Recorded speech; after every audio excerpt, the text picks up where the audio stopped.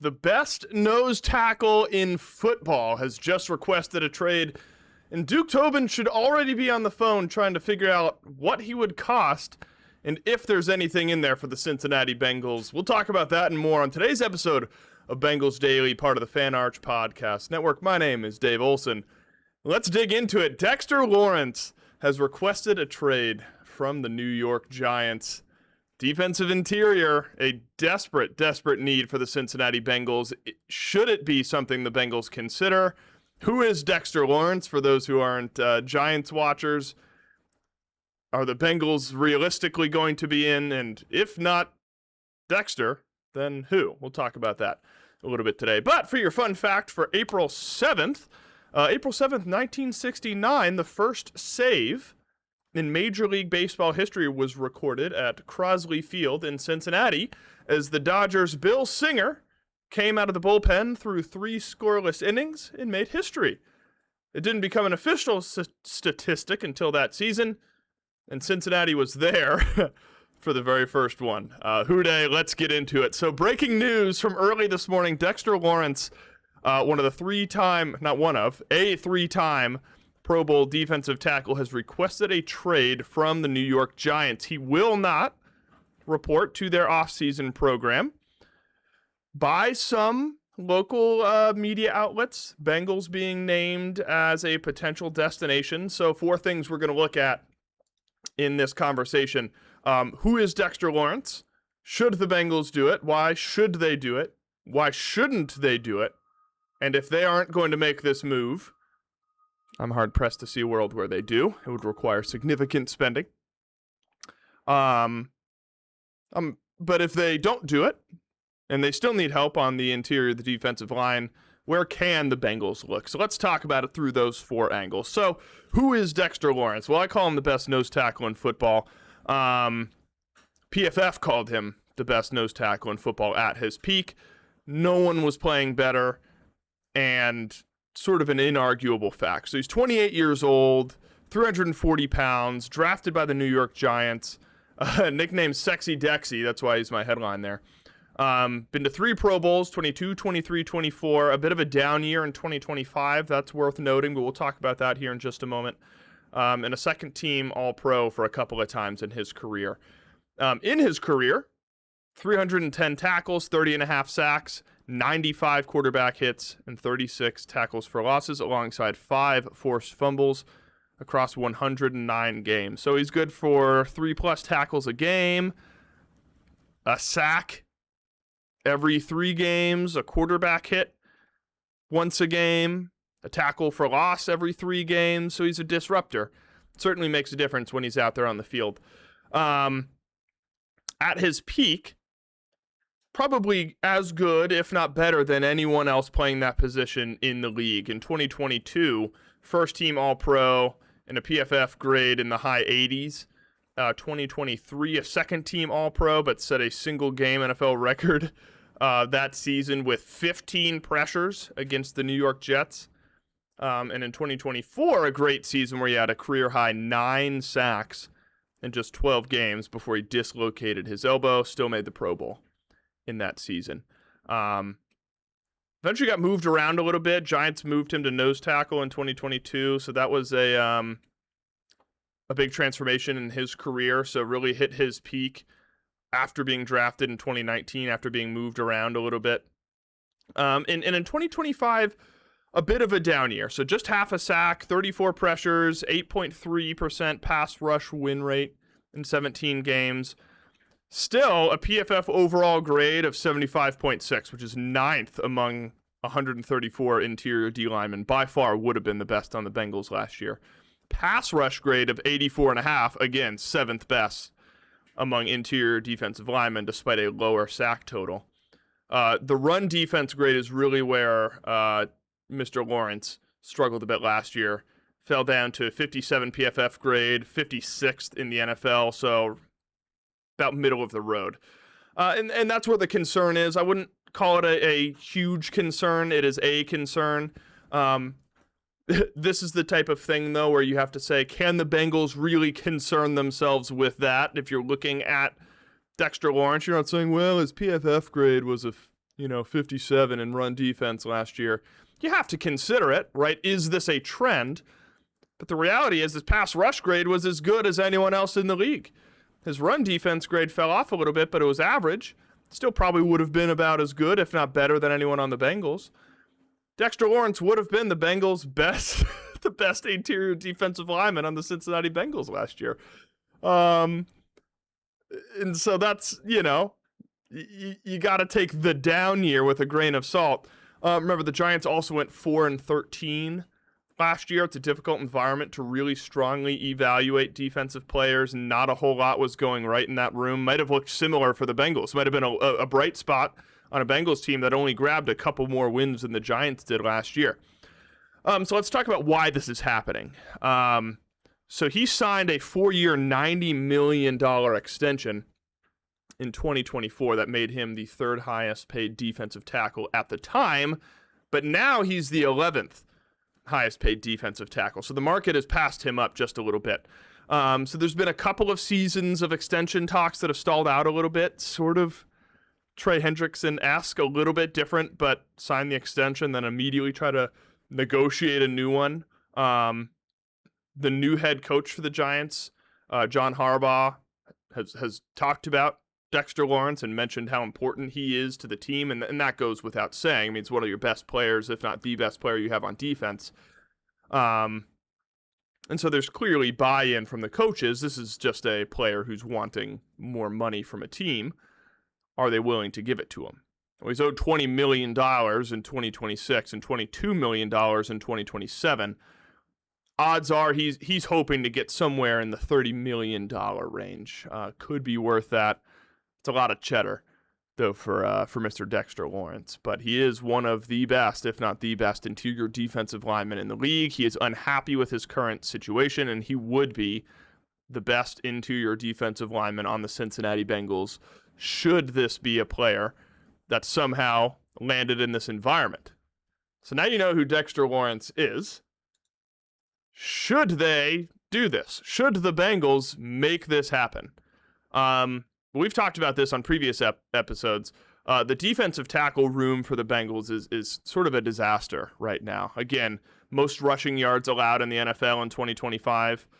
Chris Jenkins ranked 83rd out of 134 interior defensive linemen, so bottom half of the league. Not league worst, but not great. McKinley Jackson a little bit better at 62.1, so about average. So I'm going to amend. I'm going to amend that statement. Maybe not a disaster. Not good, though, right? Not good. Not nearly enough pressure coming out of the middle of that defense, middle of the defensive line. You just signed Jonathan Allen. Not the best PFF grade from Jonathan Allen. Are the glory days behind him? Maybe. There's a veteran presence there for sure. There's a player who can get after the passer. Somewhere still in there, so I like that move still from the Bengals. Allen is really good against the pass, though. That he loves shooting the gap. A bit below average in 2025, though, as a run stopper, where Lawrence at his best is not only an elite pass rusher, but also an elite run defender. So where the Bengals are the weakest in their interior defensive line, Dexter Lawrence at his best is one of the best in the world. You also talk about signing Mafe. The edge rushers on this team have sort of been inhibited by poor interior defensive line play in the past. And so signing someone like Dexter Lawrence maybe starts to open up Boye Mafe to operate around the field a little bit better, finally get some pressure off the edge. The saying goes, interior pressure makes exterior pressure easier, right? I mean, it's sort of a broad statement to make, but I think it holds some water. 4.8 yards per carry in 2025 for the Cincinnati Bengals, which is around the worst in the league. We mentioned only the Giants, as a matter of fact, worse. So not a great stat to pull up when talking about wanting one of the Giants' interior defenders, right? But it was not Dexter Lawrence's fault. And the Bengals could have cap room for this move. around 20 million left after the moves they've made, but 14 or so million allocated for draft picks, practice squad, miscellaneous payments. Realistically, closer to $5, $6, $7 million left in cap space. Again, as we mentioned earlier, the Bengals would need about 20 million to pay Lawrence this year. But remember, Duke Tobin also said we're all in, and we're trying to field the best team possible in 2026. This would be where you talk about a restructure.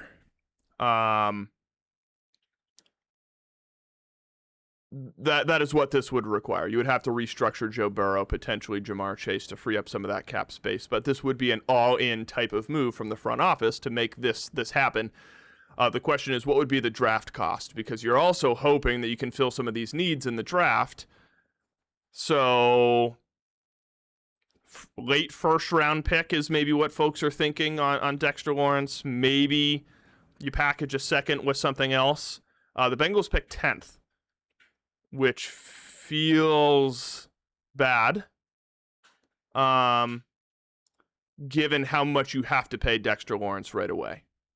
Could you package the second and the third and a future pick? Maybe. Would you do that?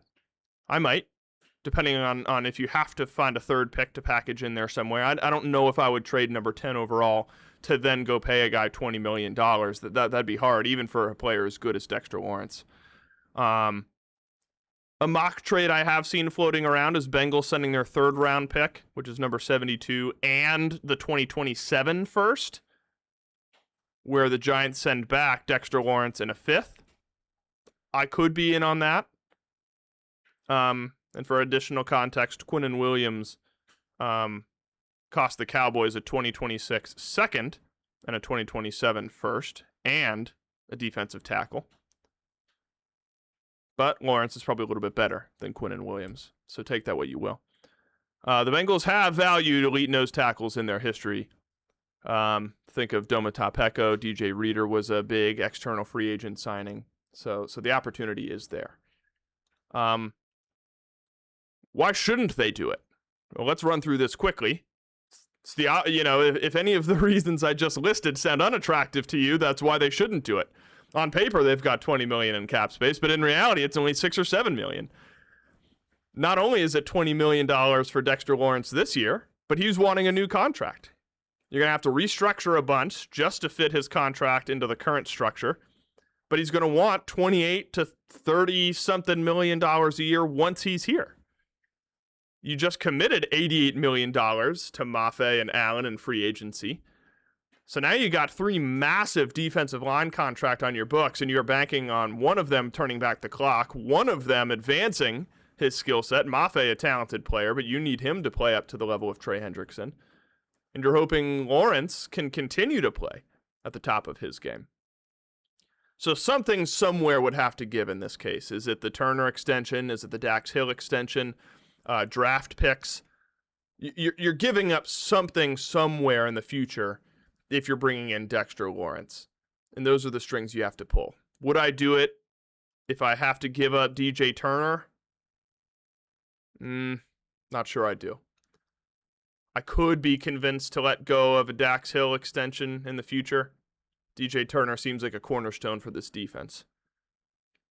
But you got to look at the history of this team. Instead of paying Trey Hendrickson, we let him walk. Now, that's a complex situation. I mean, there was nothing that was ever going to get done with Trey. I'm not getting into that on this podcast. But just thinking of the history of Mike Brown and how this front office operates, are we expecting them to sign a player and then sign a massive extension for Dexter Lawrence? Not sure. Because really, here's the algebra. It's you're giving Dexter Lawrence the contract that he wants while also sacrificing a high draft pick or two. Cincinnati has spent a lot of money, but are they down to spend a lot of money on top of a lot of money? History would say no. But this would be the all-in type of move that Duke Tobin had been talking about. And there is some concern. There is some concern with the 2025 tape. Half a sack in 17 games is certainly a bit of a fall-off for Dexter Lawrence. Run defense grade did fall off a bit, but that Giants defense was a bit of a mess. Some Giants legends, Carl Banks, coming out and saying, yeah, I'm not sure this guy is trying as hard as he could be.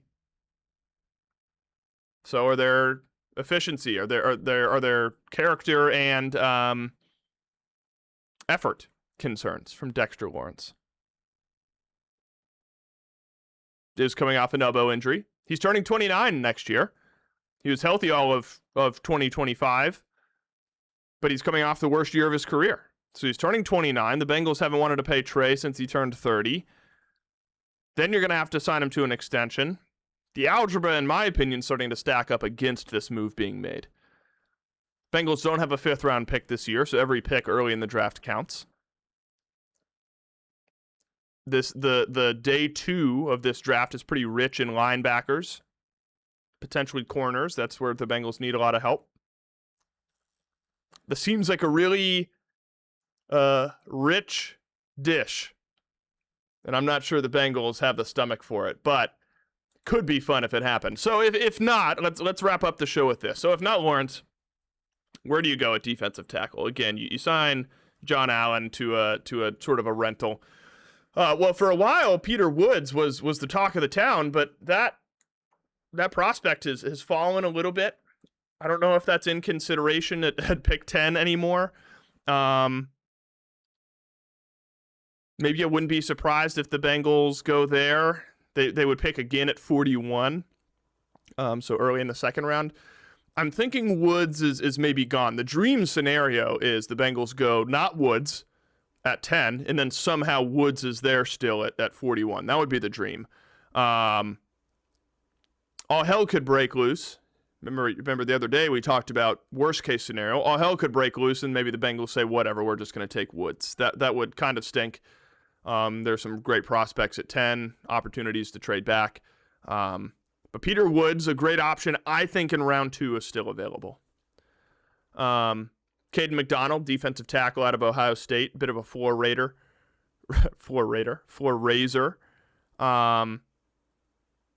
Could be available at number 41 as well. A similar tier, maybe a little bit less talked about in Bengal circles, but similar tier as Woods.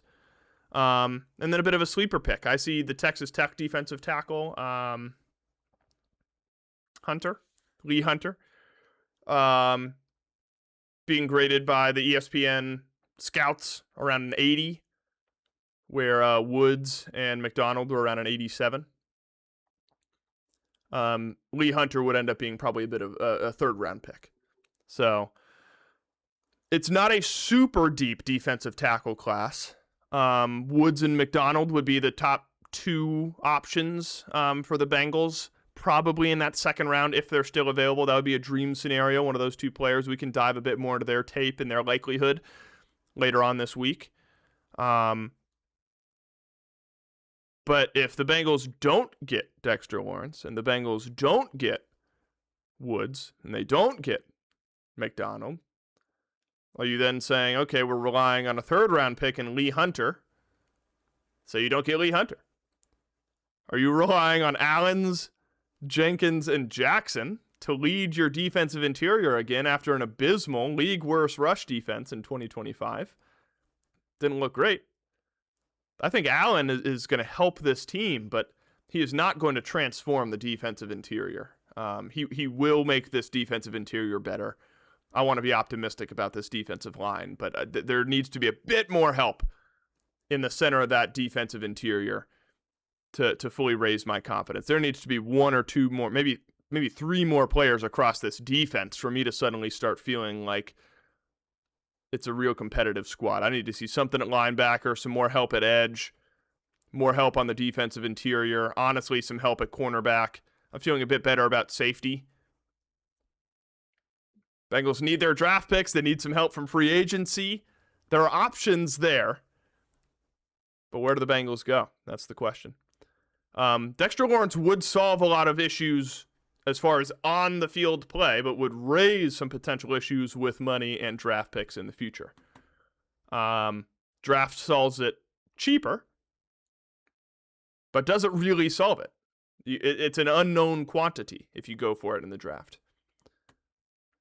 Defensive tackle continues to be a pain point for the Cincinnati Bengals. Will they make a move for Dexter Lawrence, or will you rely on a day 2, maybe a day 3 pick in the 2026 NFL draft?